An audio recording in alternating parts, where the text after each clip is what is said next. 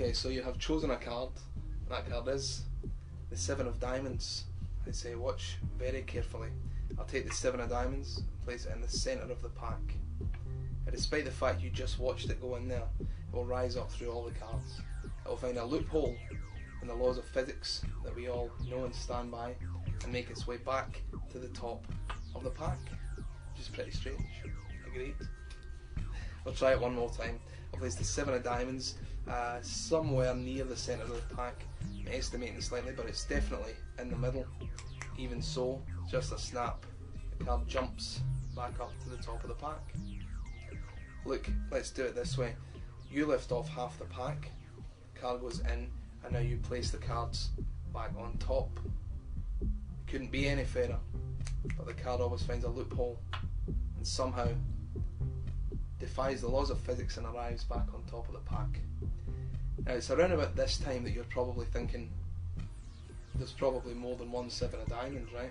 So let's eradicate any doubt. I have here a pen, and I like to sign the card across the face.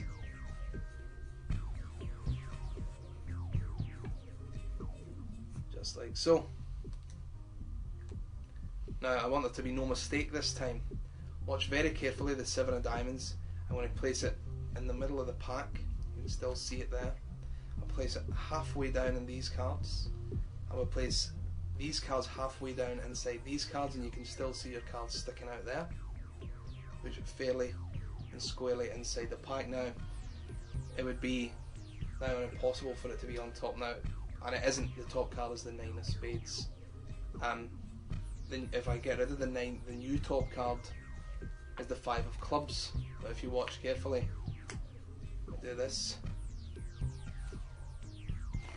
the card becomes the top card once again, but of course the top card you're holding in your hand, and it is of course the signed 7 of diamonds. And at that point people tend to get a little bit overexcited. It's quite a big moment. See, I'd like to try one more thing, but before I do, did I show you the card case? I'll show you the card case. The card case has a large hole cut in it here. Hope you can see that. A large hole cut in the case, and that will become important in a moment. In the meantime, let's take this 7 of diamonds, and I want you to watch very carefully.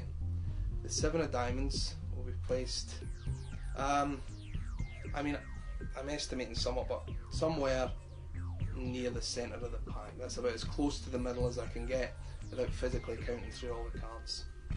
Then it goes into the centre of the pack, and of course we now place it inside the card case with the hole in it. And thanks to the hole, of course, you'll be able to monitor the top of the pack. And despite these stringent conditions, the card's in the centre of the pack, which is now locked inside the card case. It's sleight of hand proof.